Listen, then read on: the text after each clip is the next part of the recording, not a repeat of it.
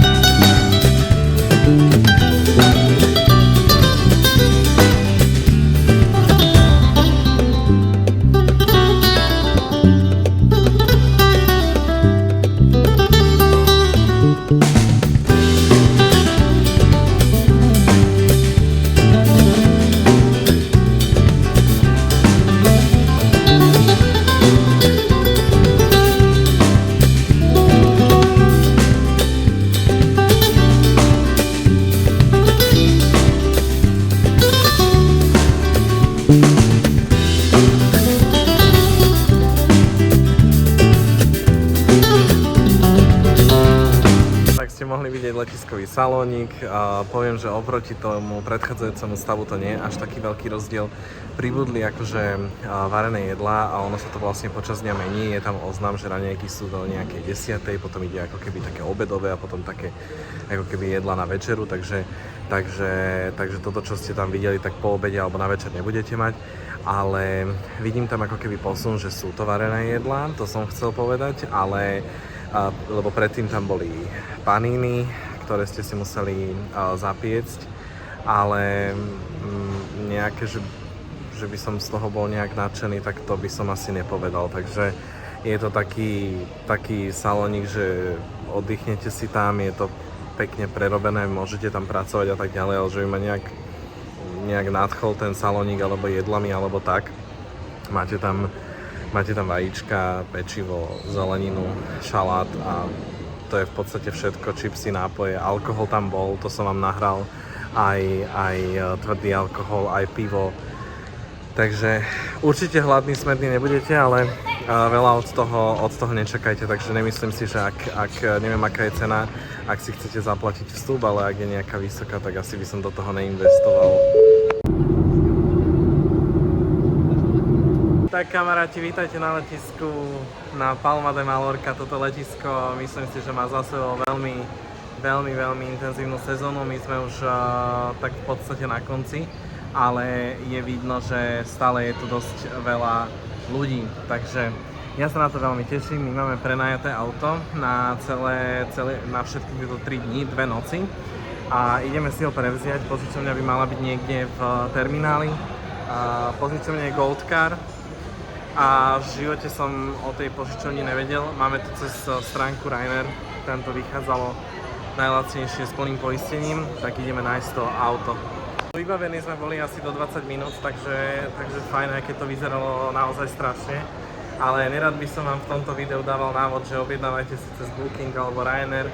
Mne sa to ešte nevypomstilo, zatiaľ to je fajn, ale odporúčam asi určite pre ľudí, aj ktorí nie sú zdatní v jazyku, určite keď si budete požičiavať auto niekde v Avise alebo Hertz alebo tieto známe požičovne, pretože je to určite lepšie. No, ja som chcel ušetriť a to sa mi aj podarilo, ale môže sa to niekedy možno vypomstiť, lebo túto značku Gold Cars ja nepoznám, nemám s ňou žiadne skúsenosti a možno už nikdy v živote mať nebudem a snáď to tak zostane, že budú tieto skúsenosti dobré.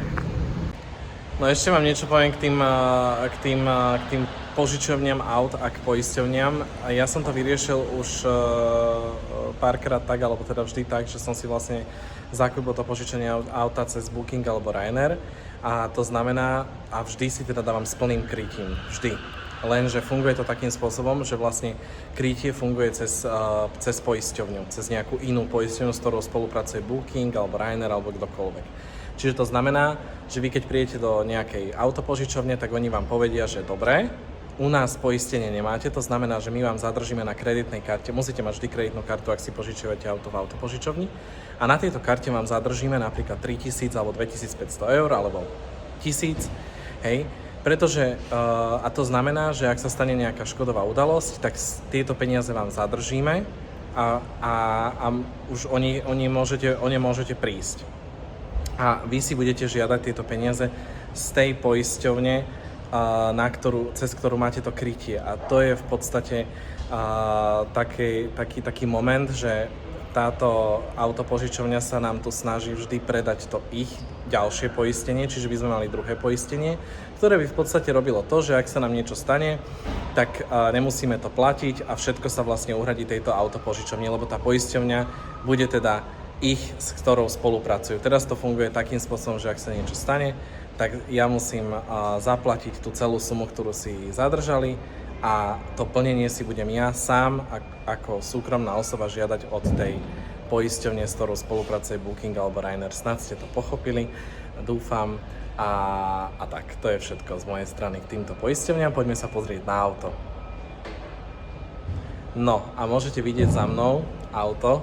Mal to byť Nissan Qashqai pôvodne, ale tak to vždy tak funguje, že nemusíte dostať úplne to auto, ktoré presne vidíte na tom obrázku. Čiže je to Formentor Cupra, inšpirovaný týmto ostrovom, takže veľmi dobre sme podľa mňa dopadli, mne sa to auto páči, tak ja vám ho nahrám takto, pretože teraz nahrávam na telefón a nemám taký dobrý širokouhlý záber, tak idem vám ho nahrať, zatiaľ sa mi veľmi páči to auto, tak uvidíme, jak bude na cestách, ale poďme sa na neho pozrieť. Takže takto sme si toto auto našli, kľúče sme našli o poschodie nižšie, takže taká samoobsluha, však to je taký štandard.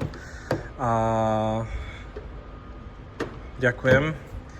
Musíte dvakrát kliknúť, keď odomýkate, takže to trošku taký nezvyk. No a pozrite sa, mne sa Cupra celkovo veľmi páči a fakt som dnes nečakal, že skončím s Cuprou a myslím si, že s týmto budem maximálne spokojný. Ja vám to auto určite ešte budem nahrávať aj počas toho, ako budeme niekde vonku, kde bude krajšie a kde bude teda lepšie svetlo, lebo takto je to teda po tme, ale interiér je naozaj veľmi pekný. Tuto môžete vidieť, že ako je pekne podsvietený, štartovanie na volante, také športové, akože tá Cupra má naozaj veľmi pekný interiér a to sa mi veľmi páči. Automatická prevodovka, mild hybrid a 95 benzín, teda benzín, to už záleží, čo tam vy budete tankovať, ale môžeme 95. Tak a tuto ho vidíte v plnej kráse, takto spredu. A vyzerá, že je vo veľmi dobrej výbave, aj kufor je elektrický. Takže myslím si, že budeme maximálne spokojní.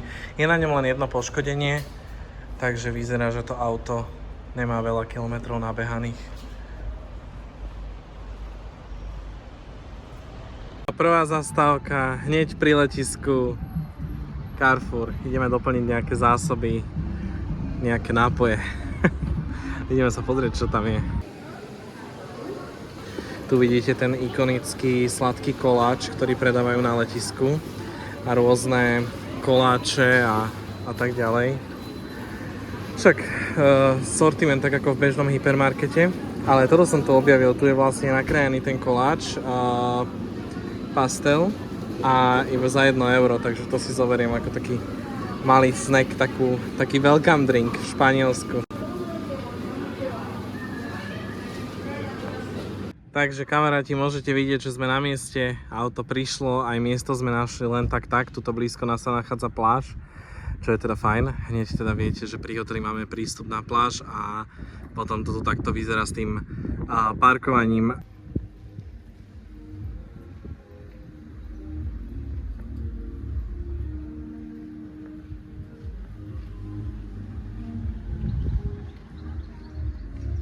Tradične začíname teda prehliadkou izby, poďte, je to taká užšia chodba, tak sa to dlho asi nebudeme zdržovať, je dosť dlhá, ale úzka.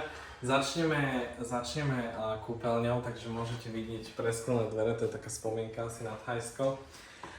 Vidíte peknú kúpeľňu, tento hotel bol nedávno zrekonštruovaný, takže sa mi veľmi páči ten dizajn a všeobecne v kúpeľni mám rád, keď tá kúpeľňa je taká novšia.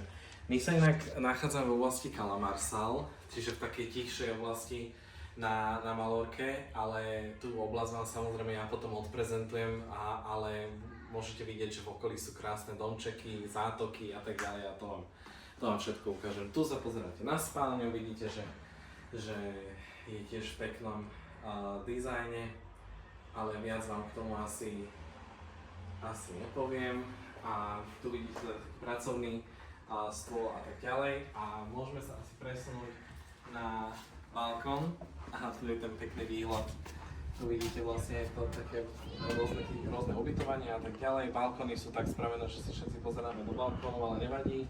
A potom môžete vidieť, že sme naozaj kúsok pri mori a celá táto oblasť je veľmi pekná. Mne napríklad to prostredie sa mi strašne páči, že ako je to tu také zalesnené, že je tu príroda, more a tak ďalej. Takže hotel sa mi zatiaľ veľmi páči.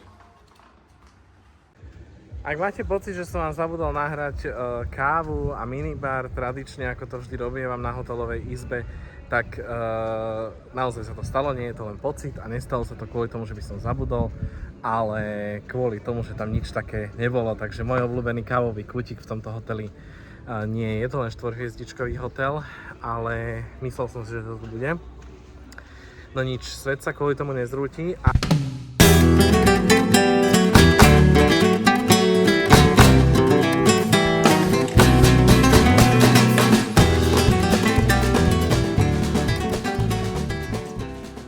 Dobré ráno, takže môžete vidieť, že dnes začíname skoro. Videli ste aj ten výhľad z izby, ten sa mi veľmi páči. Ideme sa pozrieť na pláž. Myslím si, že to bude lepšie vyzerať, keď vám to budem nahrávať, keď tam bude menej ľudí. Prechádzame okolo bazénov, je tu strašne málo ľudí, alebo teda skoro nikto, tak už aj tie vám nahrám a zbytok hotela potom.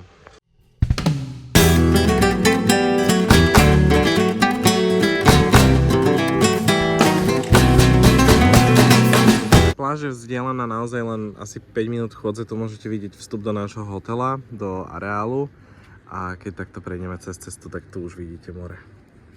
Tak my sme sa na pláž dostali takýmto bočným vchodom, týmito schodami a ak by sme išli od hotela, tak pôjdeme vlastne touto cestou, ale ten detail vás asi nemusí zaujímať. Tu sa pozeráte na pláž, vidíte, že tu je bar, takže smední nebudete. Lehátka sú za poplatok, tam je taká tá bežná mestská taxa, alebo ako by som to povedal, čiže okolo 12-14 eur na deň predpokladám, to ešte preverím. A tu môžete vidieť reštaurácie a bary, takže večer je tu trošku aj taký nočný život. No a tu sa už pozeráte na pláž. Myslím si, že more je pekné, priezračné, voda je teplá a vidíte, že aj keď máme ráno 8:30, tak ľudia nezahávajú a už sa kúpu tiež.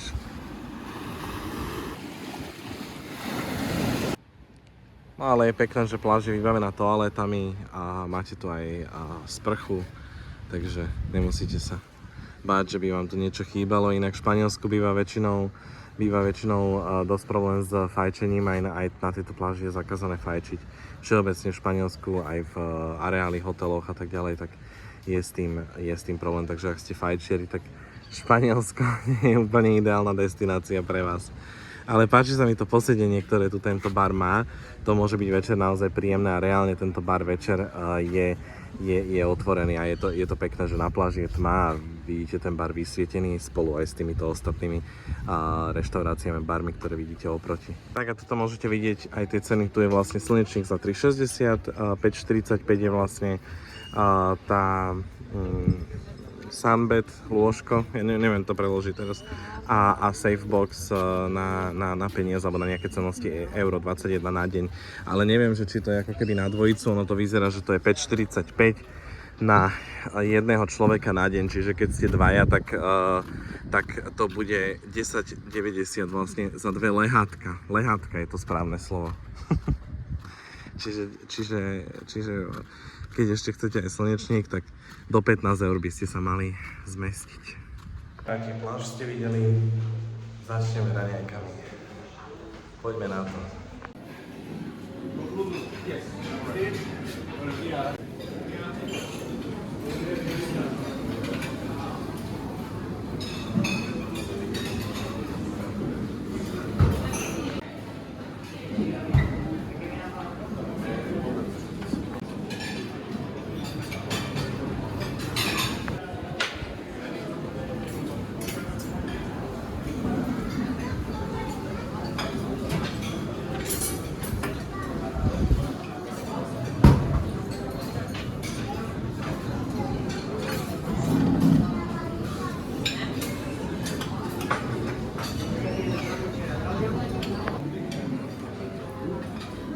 čo vám poviem k raňajkám. Tento hotel ma inak veľmi prekvapil a to som videl už aj včera pri večeri, ale tú večeru vám ešte ukážem výberom tých jedál. Toto je 4-hviezdičkový hotel, my máme half board, to som asi nepovedal, čiže polpenziu. Takže sme tu vlastne na raňajkách na večeri a obed teda podľa toho, či chceme alebo nechceme niekde, potom si sami zabezpečíme. A musím povedať, že tá večera včera aj raňajky bola úplne super. A toto v Španielsku väčšinou nie je. Takže toho som sa trošku obával, že bude malý výber, ale naozaj tu bolo všetko. Akože na večeru boli krevety, pizza, síce bola mrazená a robili ju v kamennej peci, čo bolo také akože zvláštne, ale všetko bolo úplne tip-top. Ja som si nevedel vybrať, tam bolo naozaj toľko vecí na výber a mohli ste vidieť, že aj tie raňajky boli super. Boli tam aj miestne syry a tie šunky a tak ďalej a na večeri bolo ešte viac druhov, takže fakt nemám čo vytknúť, úplne som spokojný. Tak auto je tu, vidíte, čaká nás celú noc na tejto frekventovanej ceste, kde sú aj ostatní návštevníci pláže, a teda asi nie návštevníci hotela. Ideme na cesty, ideme pozrieť pláž, vyzerá oveľa krajšie ako táto, alebo teda dúfam, tak uvidíme, či budeme spokojní. Cupra je pripravená, my tiež, let's go. Tak kamaráti, vítajte na pláži Estrenz. Vidíte, že sú to trošku stiesnené podmienky a takto tu je taká rada trošku a mali by sme o chvíľu platiť za parkovanie za vstup, takže nezlaknite sa, ale určite je lepšie sem prísť čím skôr hneď ráno. Kamaráti, ešte raz vítajte na pláži Estrenz. Za parkovanie celodenné sme platili 8 eur, za karaván by to bolo 20, ak by vás to zaujímalo, ale my sme išli zatiaľ autom. No, viete platiť aj kartou, čo je úplne super a je tu obrovské parkovisko, ale stále platí, že choďte radšej ráno. O tejto pláži vám potom poviem neskôr, ale mala by to byť jedna z najkrajších pláží na tomto ostrove. Tak uvidíme, či to naozaj tak bude. Zatiaľ vidím to, že je tu strašne veľa ľudí a parkovisko sa zaplňa. Rátajú s veľkým počtom aut, takže aj tá pláž bude teda taká veľkopočtová, tak uvidíme, aký z toho budeme mať pocit. Poďme na to.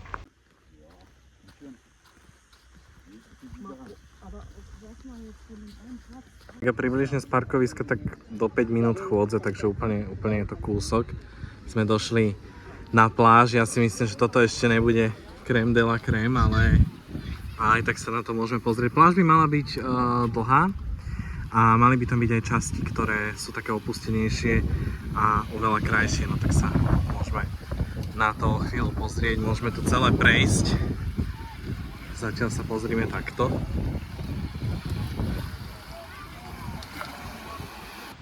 No kamaráti, tak čo vám poviem ešte o tejto pláži? Ona je dlhá 2 km a nachádza sa v takej chránenej oblasti a to môžete vidieť aj tu, že tu vidíte plot a také ohradenie. Mne asi vypadávajú už slova z toho slnka. Môžete tu vidieť také ohradenie, takže naozaj nemôžete sa tu hociak pohybovať. A vzadu je pekná príroda a pláž, to som asi spomínal, je dlhá 2 km. To znamená, že máte tu naozaj strašne veľa možností opalovania alebo prechádzok a tak ďalej. Vy už vidíte teraz západ slnka a my sme tu boli do večera celý deň. Naozaj určite neolutujete, ale zoberte si zo sebou asi nejaké jedlo, pitie a tak ďalej, lebo sú tu stánky a 3 € stojí pol-litrová voda, takže to sa mi na Španielsko trošku nezdá, to je dosť veľa peňazí a na španielské pomery. A to som ešte chcel povedať, že vy teraz tú pláž vidíte krásne tyrkysovú a dokonca by ste sa dočítali, že toto pripomína Karibik. Áno, pripomína, nehovorím, že to je 100% Karibik, ale áno, je to taká tyrkysová voda, bledý piesok, fakt je tak, tá pláž je naozaj krásna. A čo sa týka pláží, tak toto Malorka v tomto, aj Menorka v tomto vedie v rámci Európy. Ja som toho v rámci Európy neprecestoval veľa, ale Malorka a Menorka je fakt top s krásou pláží. No, môžete vidieť ešte stále, aj keď je západ slnka, tú peknú priezračnú vodu. No ale iné som chcel povedať, vy ste si už určite všimli, že keď som nahrával, tak boli cenzurovaní ľudia za mnou, pretože približne v strede tejto pláži je nudistická časť, ale nie tak striktná, čiže úplne v pohode, tam môžete byť aj v plavkách. Ale len aby ste s tým rátali, že v strede, tam kde je v podstate, teraz tam bolo menej ľudí, je to taký užší pás, taký by som povedal, že prírodnejší, nie je tam žiadny bufet, nič, tak tam zväčša nájdete ľudí bez plaviek, ale úplne v pohode si tam môžete lahnúť a môžete si tam spolu nažívať. Ja som vám odporúčal ísť sem najmä ráno, pretože po obede to býva preplnené, to je asi pravda, ale myslím si, že dáva význam sem tu byť aj do večera, a tak ako sme boli aj my, že sme boli približne od 12. Doteraz do 7. a vidíte, že aj na večer je to tu fajn. Myslím, že otváracie hodiny sú do 9. hodiny, do 9. teda treba opustiť parkovisko, ale myslím, že pláž je super, ľudia sa kúpu, dnes bolo 30 stupňov, takže by som povedal, že sezóna v Španielsku ešte stále funguje.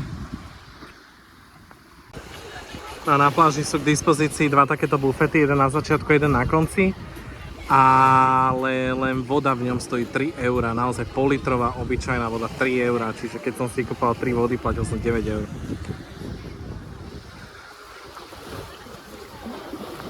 No a tu môžete aj vidieť, že sa nachádzame v chránenej oblasti, je to takto ohradené a máme to šťastie, že tá pláž je prístupná, ale teda ďalej sa už v podstate nedostanete.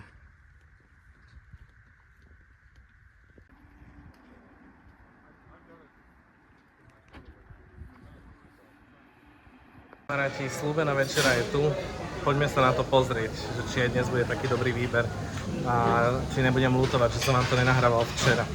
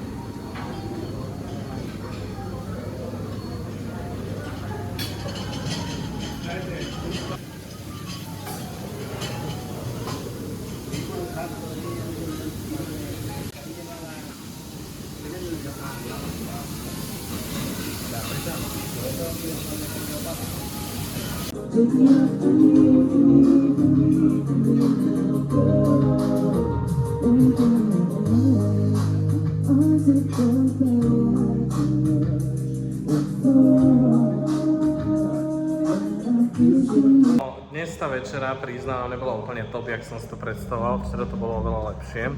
Boli tam aj morské plody, a teraz už nie, ale pozor, my sa nachádzame v Španielsku a ja s týmto mám strašne zlú skúsenosť, pretože my teraz nemáme all inclusive, ale aj keby sme mali, tak ten all inclusive je tu značne limitovaný, že nie je to ako Turecko alebo Egypt, hej. Takže ja v Španielsku som mal veľmi zlé očakávania, ale celkovo ten štýl, ktorý tu je dobrý, naozaj večer aj tá obsluha, čašníci, všetci sú naozaj veľmi, veľmi príjemní. Snažia sa a tento hotel, aj keď má 4 hviezdičky, aj keď sú tu trošku nedostatky, že safe je za príplatok, čo ja nehovorím, to je bežná vec, nie sme v 5-hviezdičkovom hoteli, tak tento hotel má podľa mňa dobrú úroveň, čo sa týka jedla a obsluhy a celkovo personál je tu veľmi príjemný. No aj napriek tomu, že sme v takej malej dedinke v údolí, tak môžete vidieť, že tu na pláži, kde sme boli, ktoré hneď, my sme teda pri hoteli, hej, kúsok od hotelu, tak tu sa nachádza ten bar, ktorý tu pekne svieti a víta hostí, a keď takto pôjdeme, tak tuto máte trošku taký záblesk nočného života, lebo Sú to asi 3-4 podniky, tak tu to tak začína, prejdete 3-4 podniky a už to aj končí. Ale má to určite peknú atmosféru, pretože si takto viete sadnúť a pozerať sa pekne na more.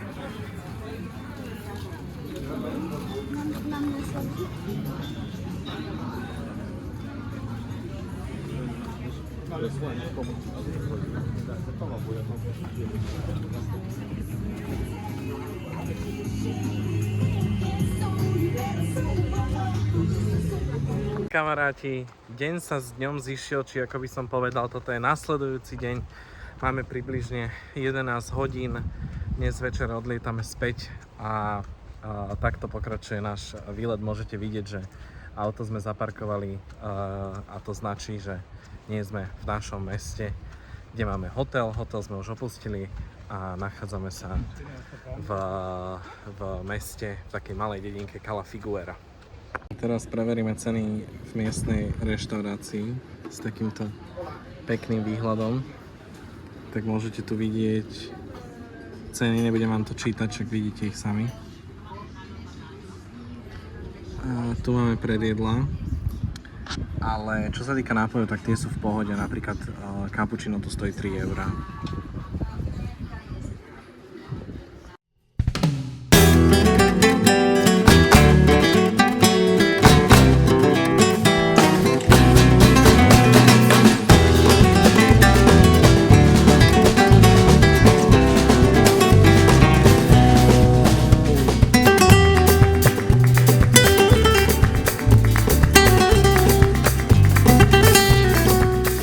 Z toho názvu, kamaráti, ako hovorím, že dedinka, tak toto naozaj je malá dedinka, ale za to malebná a pekná rybárska dedinka. Takže tak, aby ste si vedeli predstaviť.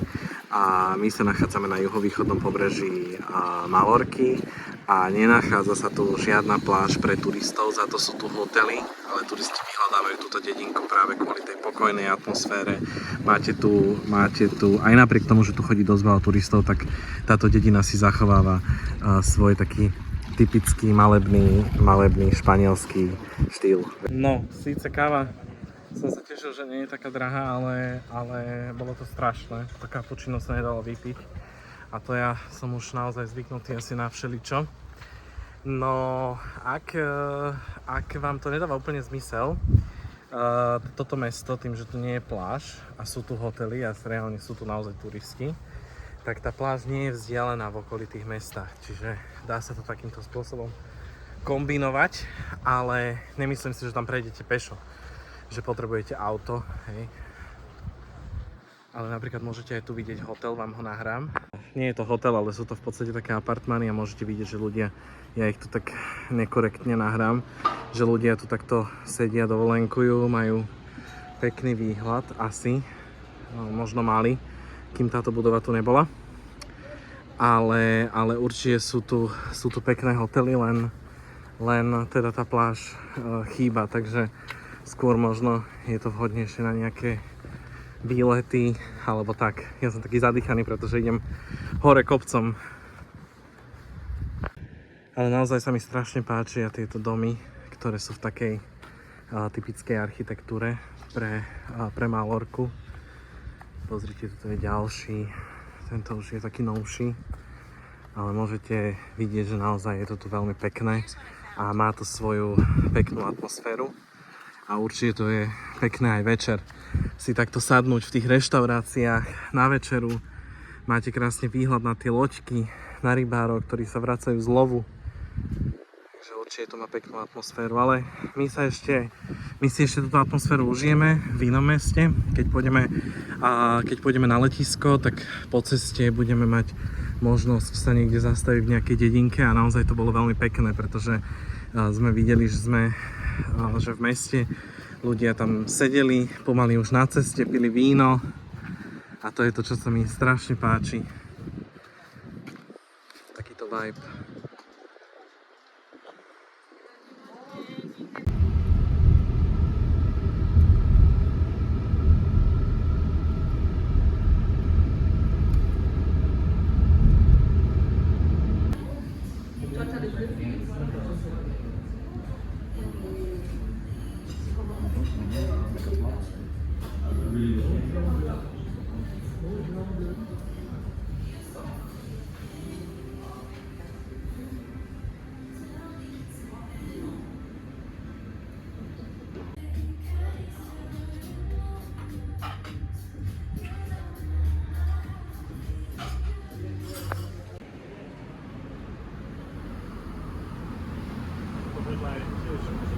No kamaráti, stále na juhovýchode Malorky. My sme momentálne v meste Ses Salines, ja to neviem čítať po španielsky, tak odpustite.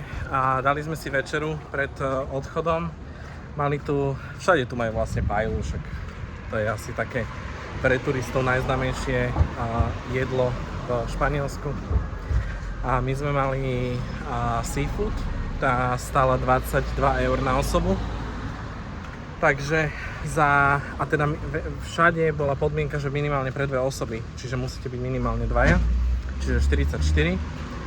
A nápoje a ešte pred jedlo sme tam mali taký chlieb s olivami, tak dokopy celé nás to stalo 56 eur.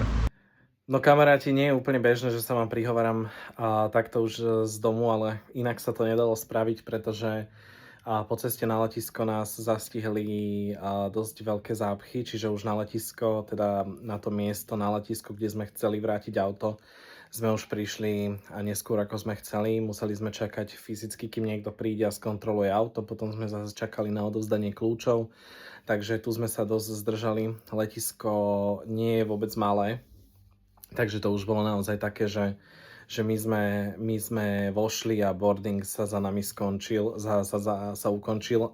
No a čo sa týka dovolenky, tak celkovo ako to hodnotím, Baleárske ostrovy sú jedna z najkrajších destinácií v Európe a ja sa sem naozaj veľmi rád vraciam a najmä kvôli tomu, ako to more je pekné a tie pláže, a tentokrát ma to znovu nesklamalo a bolo to veľmi príjemné autom prechádzať cez tie dedinky a vidieť tú krajinu a tak ďalej. Takže určite odporúčam. Čaute.